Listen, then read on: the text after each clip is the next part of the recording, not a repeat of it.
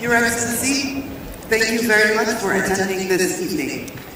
It has been a very interesting, busy 2 days for us here at the MENA ICT Forum 2014.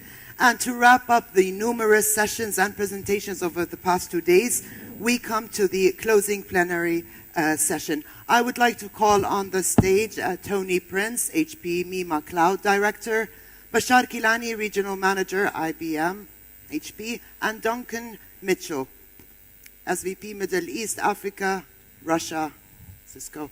And my colleague, Wajih, will be moderating this session. Thank you, Alia.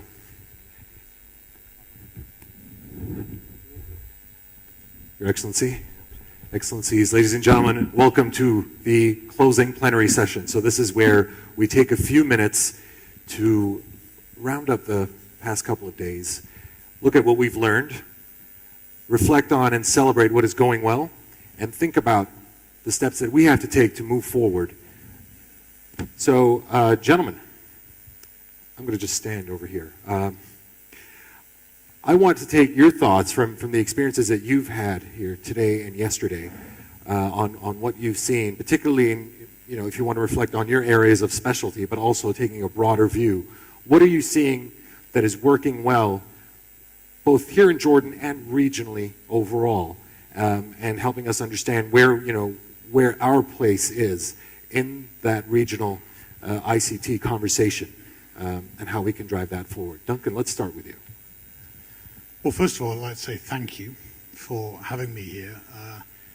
Having spent a couple of days in the Silicon Wadi and really experienced the warmth of being back in Jordan, I think it's been a very successful event. And the observation I would have as moving forward from the last time I visited to this event was the engagement in the industry, but the engagement in the young people in the kingdom is quite fantastic. And if I were to give you one sentence that's really going to stay with me, it's about my language skills. Well, English people are often not very good at learning other languages, but I learned that I need 3 languages now. I need Arabic, I need English, and I need programming.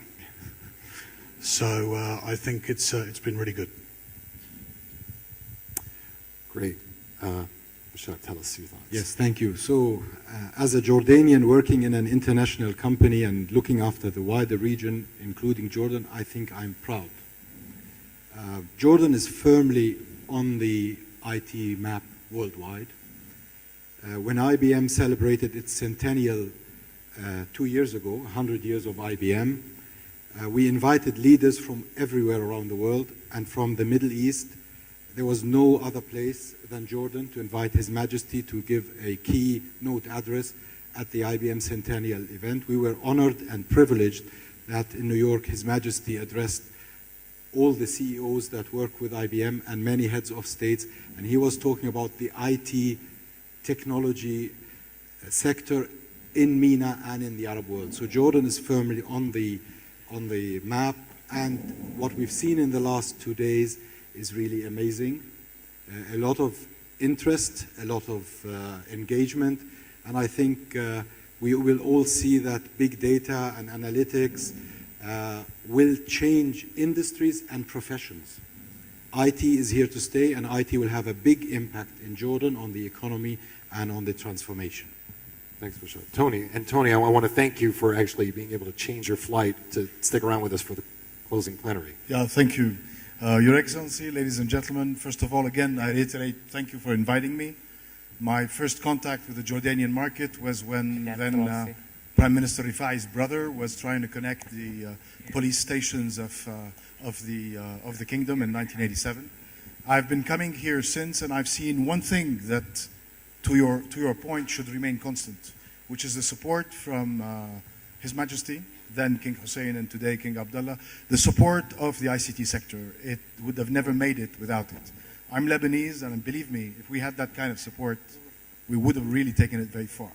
Now, I'm sorry for the political statement, but we dare to be disruptive, so that's the second thing. Please, continue to dare to be disruptive. I'm not talking about a pink shirt on a bald head, but dare to be disruptive. Pick up new technologies. I talked about OpenStack and the cloud today. This is where it's going. Jordan can be a very big hotbed of development for OpenStack and the cloud. And I think around all of that, you should continue to sort of try to implement those technologies at home first and then take them to the export. Do you see that as Jordan as being a service provider in terms of cloud services? Or, I mean, let's kind of well, in zero in terms on of that. being able to provide and deploy cloud technologies for either cloud service providers, companies that want to go to private cloud to be able to enhance their agility and increase and decrease their bottom line, or also be a cloud service provider. I understand that under this facility, which was a Jordanian army facility, there's a 4,000 square meter bunker. This could be the next project where you'll get a lot of people to get cloud services from, as an I example. think that's a great Thank idea. you. Very interesting. Are we allowed to talk about that? Okay. I think that's very interesting. And I want to take that point. And because we actually have a few minutes to zero in on this and to take advantage of the fact that His Excellency the Prime Minister is here, His Excellency the Minister of ICT is here, and many other government officials and NGOs as well who are vested in this. It's an opportunity for us to say this, these are the things that are going well for us. So I think we're talking about cloud. You're the cloud guy, and you're seeing a great opportunity here. And I think that makes sense. What needs to be done to get there? For example, we've talked a little bit about broadband infrastructure. We've talked a little bit about the making sure that the processes are in place to make this more possible. What are you seeing in that regard? And anybody, please feel free to jump in. I'd quickly comment on cloud, and people often think of cloud as data center. Well, that's not quite true. Yeah. So to run a successful cloud, you clearly need a high-performance, highly scalable, highly secure data center. But at the same time, you need a high-performance, highly scalable, highly secure network to get to that data center. And I think one of the opportunities that you have here is you've got such great leadership from not only His Majesty the King, but also from the ministers and the Prime Minister that we've met.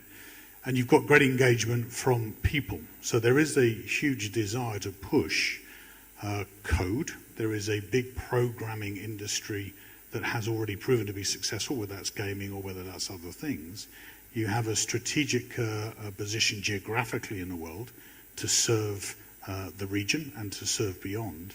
And one of the things that I'm proud that we've been involved with the Jordan Healthcare Initiative is the fact that we've been able to take the idea of a cloud of experts, they happen to be physicians, and to serve not only Jordanian citizens, but now citizens around the world. So think broadly about what those cloud services could be, and think about taking the undeniable talent that is here and projecting that talent worldwide. Great data centers, great national broadband, great talent, push it out to the world. That's I think, a very good combination.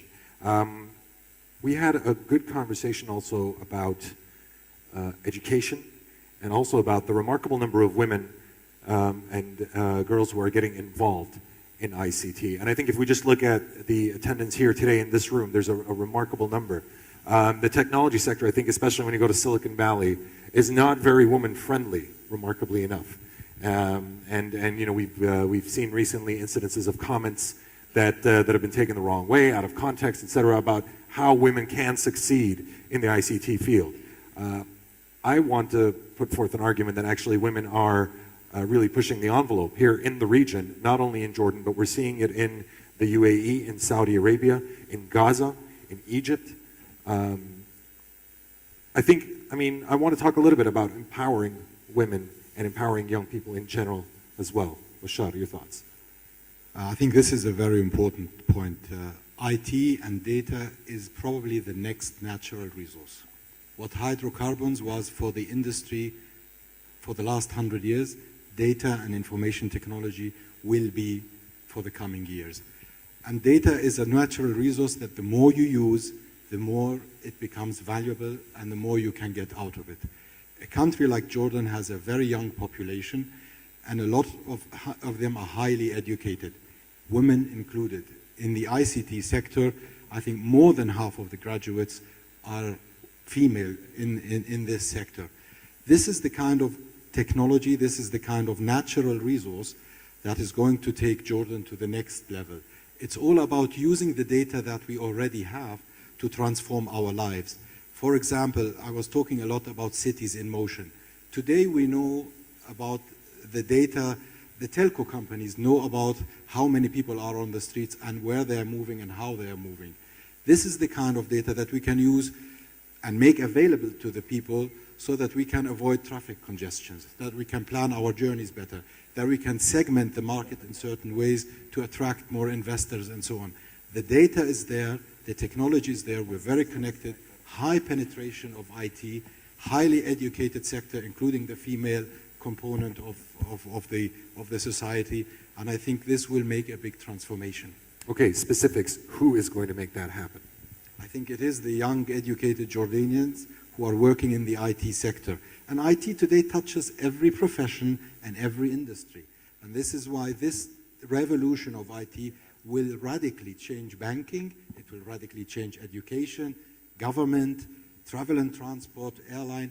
It's all going through a massive change and transformation because we are interconnected, because we are all mobile, and because we all have access to a huge amount of data that we didn't have in the past. We now know what happened, we know what's happening at the moment, and we can predict what's happening in the future. Tony, If I may. yeah. So I pretty much agree with what the gentlemen have said, and I do want to offer like a practical example. I know Intaj is going through, or will be going through, a process to redo some profiling of the resources that exist in Jordan, and this is something. This is really a practical thing that I believe should be encouraged and pushed forward very hard. Okay, to be able to, for us, at least in the cloud perspective, I'd like to understand. I was having a conversation with an old friend of mine, Khalid Hudud, who seems to be sitting here, about how can I get people or companies that work with OpenStack? Where do they exist in Jordan? I don't know where they are. Can you help me? And he said, well, we're going through a process of profiling people. And I think this is something that should be encouraged, women in particular. Duncan? Just a quick point to add about the contribution that ICT makes to the Jordanian economy. I think it's currently estimated to be at around 12 to 15% today. So the first thing is, I feel sure that could and should be nearer 20 soon. But more importantly, I think we measure it only as the ICT industry. Right. What I don't think we capture is the incredible benefit in additional productivity and competitiveness that ICT gives to every single part of the economy. So we ought to be thinking about, as young people, male or female, are coming through their education, that they have a real grasp on how ICT can be used in the workplace. Most young people are very tech savvy, but I think in terms of making them really employable for the future, and to make sure that that is a workforce that harnesses ICT, we need to get them to think about how, whether it's banking, whether it's manufacturing, any particular industry you care to think about, that young people bring with them that thirst to harness ICT to improve the productivity and competitiveness of the whole economy, not just the bit that we normally measure. I think we had a little bit of that in the early 2000s, where we had this wave of saying everybody was sort of pushing forward to get trained and educated in the technology skills that we need. The thing that happened is that you had a lot of people getting IT degrees or getting programming certificates, and then it's kind of a then what? And I think it's not so much about just people who are ICT professionals, but I think it is also about professionals in all who are technologically conversant and fluent in the technologies that can be applied. So you're not talking just about someone who studies to be a doctor, but also understands the technologies that doctors can use in their daily work. Bashar, you seem to want to say something. Yes. For many industries today, IT is the foundation. It affects every single aspect of our lives, and every industry today is being reshaped and redefined by IT.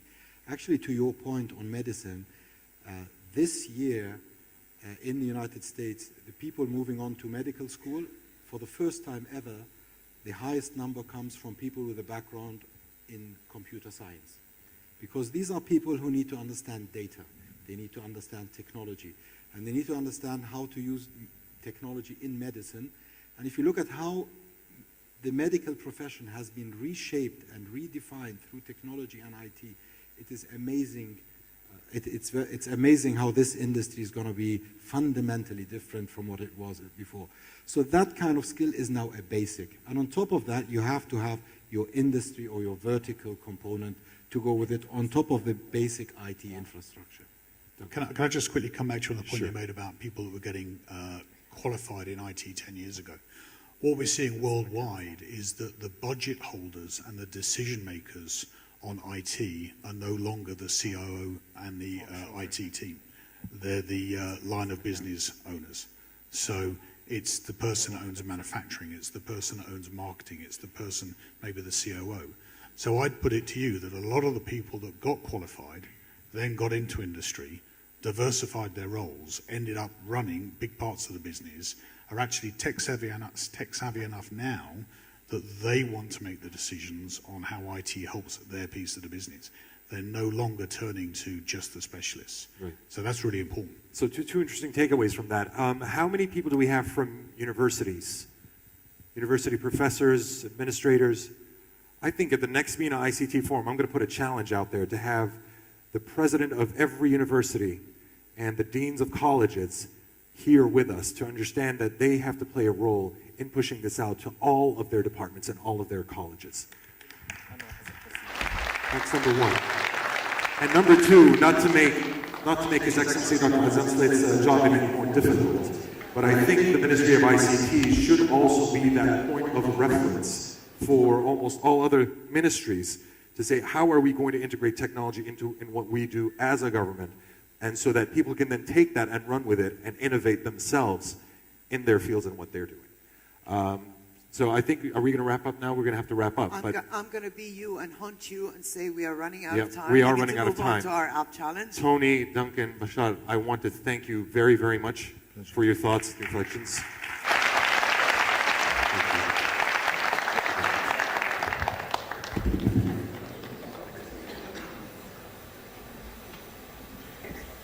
Now, just a quick point of information. The next proceedings, we're going to move to the app challenge now. And the proceedings will be in Arabic, but you're going to get the flow of things very quickly over here. And we're going to have a couple of videos that will be subtitled with a lot of information that the same information is in those videos. Can we get started with that? Okay.